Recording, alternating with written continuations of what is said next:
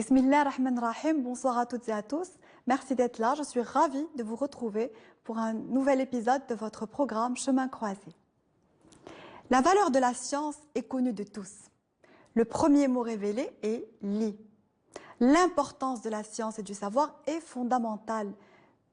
Comment le savons-nous? Eh bien, réfléchissons au nom Al-Alim. Al-Alim est construit selon les savants en islam sur une forme qui renforce et intensifie l'effet exprimé. Selon le traducteur Maurice Gloton, la racine Alif Lam Mim de l'attribut divin Al-Alim contient deux sens dominants. Le premier inclut l'action de marquer et de distinguer. Quant au second, il implique le fait de discerner, signifier, avoir conscience et connaître. Nous devons avoir ce sens de la subtilité dans notre manière d'observer, de traiter et intégrer les concepts de la vie. Dieu est certes omniscient, il est celui auquel rien, absolument rien n'échappe, il sait tout, le Très-Haut est infiniment savant de toutes choses.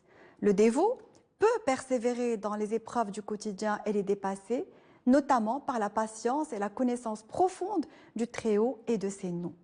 Certes, de nombreux versets contiennent l'attribut Al-Alim et dans bien d'autres, des mots et des expressions ayant la même nature sont utilisés. Par exemple, dans le verset 34 de la sourate Luqman, la science est affirmée appartenir à Dieu. Il nous y est assuré, car Dieu tient la science de l'heure, comme il fait tomber la pluie, il connaît ce qu'il y a dans les matrices, alors que nulle âme ne connaît ce qu'elle acquiert pour demain et que nulle âme ne connaît sur quelle terre elle mourra. Dieu sait tout.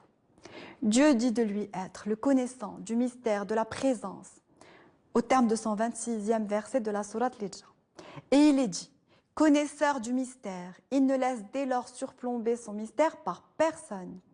En fait, Dieu, l'omniscient, sait tout de sa créature et le très miséricordieux affirme à la sourate Le Trajet nocturne, dans le verset 54, votre Seigneur sait parfaitement ce qu'il en est de vous. À partir de là, de cette foi, de cette prise de conscience, notre pratique est plus simple, notre cheminement est plus sain, notre vision de la vie plus pure, car constamment nous vivons dans l'intimité de Dieu et nous essayons de nous rapprocher par l'effort de la connaissance et de la science de son attribut. La connaissance reconnue aussi aux hommes doit être le but vers lequel ils se doivent de tendre, et ce, même si le savoir de Dieu est au-dessus de tout détenteur de science.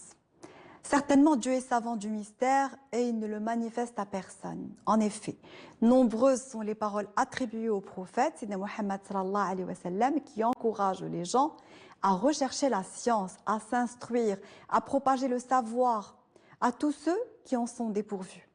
Et multiples sont les dires prophétiques qui insistent sur l'apprentissage, la recherche et la connaissance. Tabarani rapporte le hadith suivant du messager, Sidna Muhammad sallallahu alayhi wa sallam, selon lequel il est dit « Le mérite de la science est meilleur que le mérite de l'adoration. » Oui, de telles paroles sont attribuées au prophète, car après réflexion, il apparaît comme évident que la valeur de la science soit plus importante que celle de toute pratique cultuelle. Parce que comment adorer Dieu, l'omniscient, sans connaissance et sans science et sans savoir ? La recherche du savoir est une branche fondamentale de la foi, une vertu majeure. Et d'après Abu Daoud, le messager Sidna Muhammad sallallahu alayhi wa sallam dit « Celui qui s'ouvre un chemin pour chercher un savoir, Dieu lui ouvrira un chemin vers le paradis. Et les anges se soumettent ailes basses pour le contenter. Pour le savant, tous les hôtes des cieux et de la terre, les bêtes dans les profondeurs de la mer, solliciteront l'indulgence du Créateur. Le savant surpasse le dévot comme la lune surpasse en éclat les autres points lumineux. » Aussi dans le Coran, il nous est recommandé « Instruisez-vous auprès des gens de la science si vous n'en êtes pas. » L'islam élève le mérite de la science et de la recherche et du savoir. Cette religion encourage à l'éducation, à la culture depuis plus de 14 siècles. Pour le messager, Sidna Muhammad sallallahu alayhi wa sallam, apprendre, s'instruire, enrichir son esprit est bien plus digne d'éloges et de récompenses que tout acte d'adoration ou de pratique cultuelle, parce que lorsque le croyant acquiert des connaissances étendues et diversifiées, il pratique mieux sa religion et en offre surtout un exemple dans la fidélité et la qualité. Dans cette logique d'éducation, Le prophète, Sidna Muhammad sallallahu alayhi wa sallam, conseille aux croyants de converser, de s'entretenir d'une manière différente selon leur interlocuteur, leur partenaire. Il dit plus précisément dans l'un de ses hadiths, adressez-vous aux gens selon leur degré intellectuel ou leur compréhension. Voulez-vous qu'ils ne croient plus en Dieu et en son messager? En effet, si nous nous entêtons à vouloir exprimer et transmettre certaines croyances, prescriptions ou encore recommandations d'une seule et unique façon, nous nous retrouverons face à des individus qui ne croient pas, sceptiques, assommés, excédés, déstabilisés dans leur foi, dans leurs convictions, dans leur confiance. Nous devons savoir nous adapter aux circonstances et nous mettre en harmonie avec tout milieu pour honorer le sens du message, dans la fidélité du sens et essence du message, ne pas heurter les sensibilités, dire ce qu'il convient de dire au moment opportun, parce que le prophète, Sidna Muhammad sallallahu alayhi wa sallam, répondait aux questions qui lui étaient adressées en tenant compte de la personnalité et du caractère de celui qui l'interrogeait. Il s'efforçait de parfaire les caractères des croyants et des fidèles. Une fois, un homme réputé avare vient le voir pour l'interroger au sujet de la meilleure des actions, et le messager, Sidna Muhammad sallallahu alayhi wa sallam, s'empresse de lui répondre que c'est la générosité. Si toutefois celui qui le questionne était brutal, eh bien Sidna Muhammad sallallahu alayhi wa sallam lui répondrait que la meilleure des œuvres consiste à user de douceur envers les gens. C'est arrivé. Réellement, la meilleure des œuvres consiste à corriger le pire défaut. Il est nécessaire de travailler intelligemment sur sa propre personne pour pouvoir mieux assimiler le message de Dieu. Al-Halim.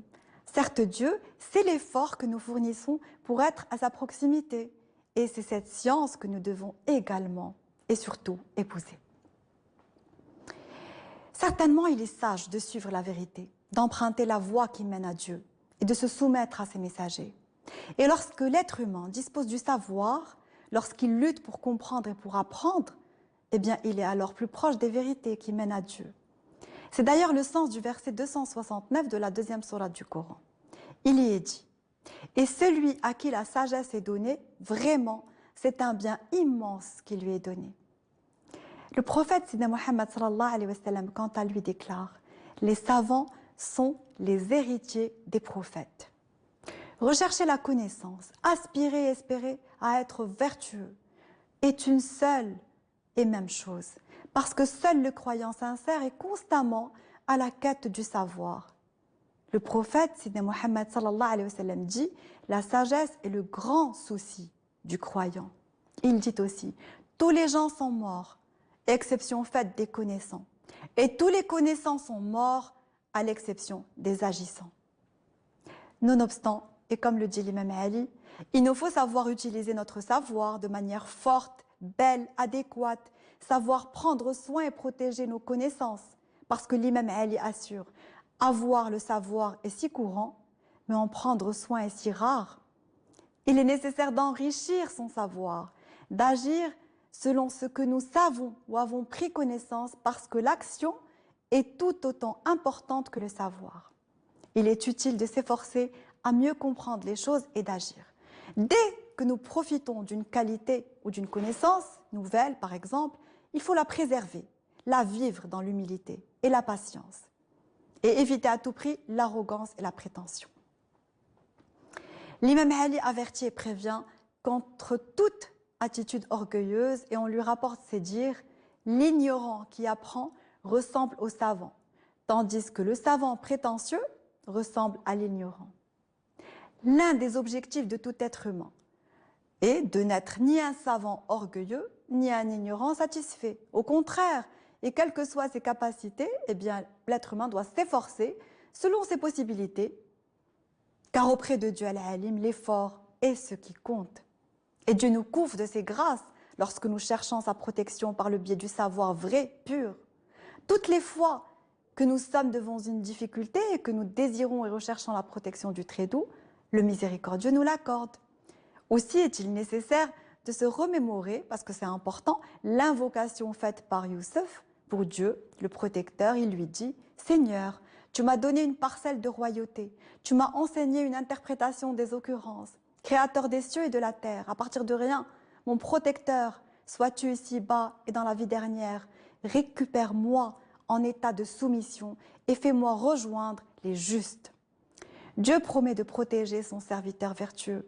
Et dans le verset 150 de la 3e sourate du Coran, il nous est dit ce qui suit, Dieu est votre protecteur, il est le meilleur des secourants. Dans un fameux hadith et sous forme de métaphore, Dieu affirme s'approcher davantage de toute personne qui d'un empan se rapproche de Dieu. Selon Abu Huraira, le prophète Sidna Muhammad sallallahu alayhi wa sallam informe de cette parole divine. Celui qui se fait l'ennemi de l'un de mes amis, je lui déclare la guerre. Mon serviteur ne peut faire pour se rapprocher de moi aucune œuvre qui me soit plus agréable que celle que je lui ai prescrite. Mon serviteur s'appliquera si bien à se rapprocher de moi par les œuvres surérogatoires que je finirai par l'aimer. Et une fois que je l'ai aimé, je deviens son oui par laquelle il entend, sa main par laquelle il saisit, son pied avec lequel il marche. Me fait-il une demande, je la lui exauce. Cherche-t-il ma protection, je la lui accorde.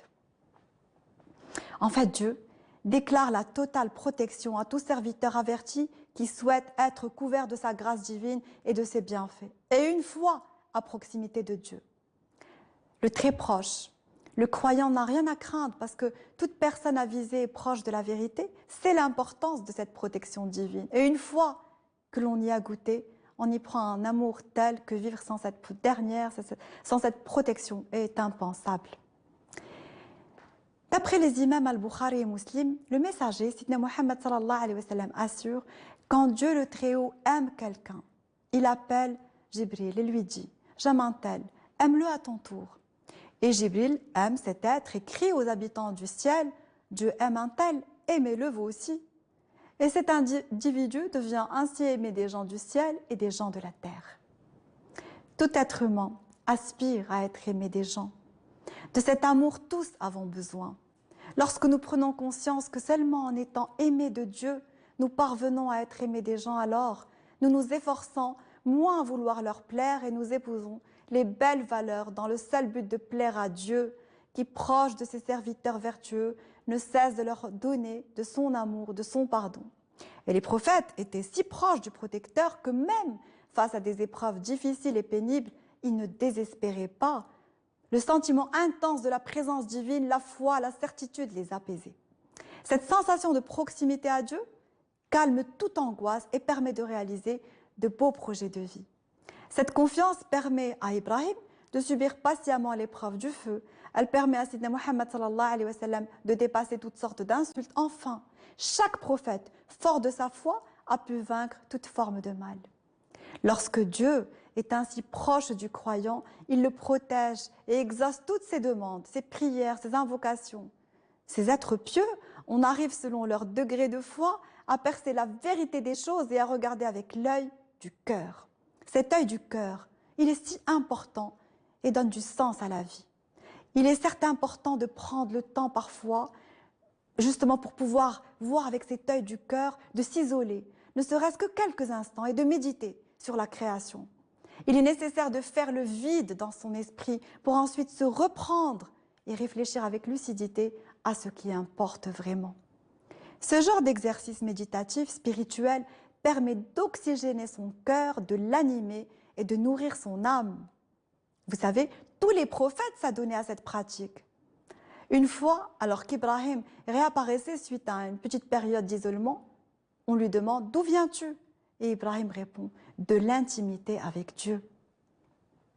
Et puis Rabi' al-Adawiya, célèbre pour ses judicieuses paroles, on lui demande quel est le moyen qui lui permet d'accéder à ces états de piété, de méditation. Elle répond « En ne me mêlant pas de ceux qui ne me regardent pas et en restant toujours dans l'intimité de l'Éternel. » Cette déclaration est tellement vraie.